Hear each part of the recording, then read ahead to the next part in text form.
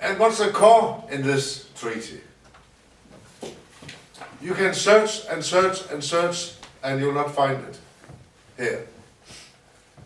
The core is to abolish the veto in 68 areas, so that there will only be a very few areas left with vetoes in sensitive areas, and for that purpose there's a special paragraph allowing Cameron or the next Prime Minister and his colleagues to change that on their own without asking you again. The core is to get rid of 68 vetoes. And then the core, another core is to transport power. I call it normally, this is a transport company. Yes. It transports power from the voters, from you, to the civil servants and ministers, from the members of national parliaments and voters to the executive, from the legislative function to the executive. But then there's, for small member states, a second form for transfer of power, and that's from the small member states to the big.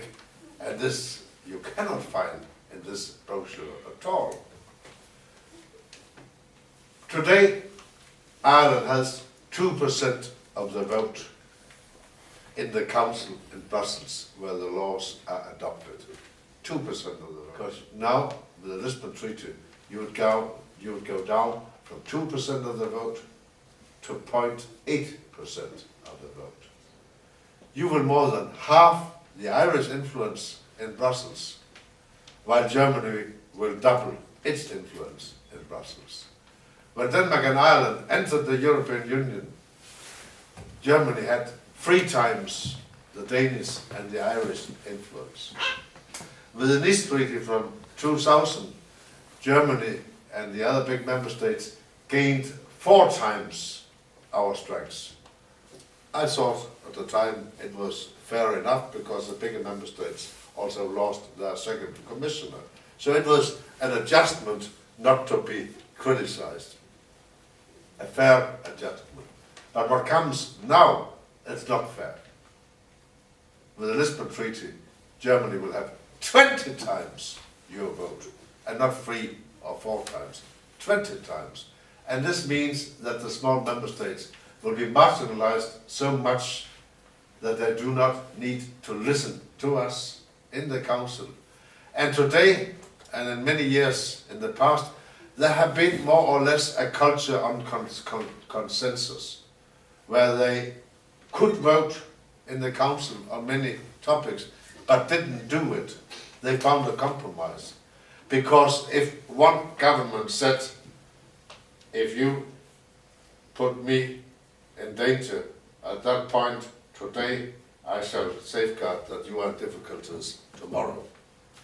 They were dependent on each other, because there still were so many issues which required unanimity, agreement between all participants.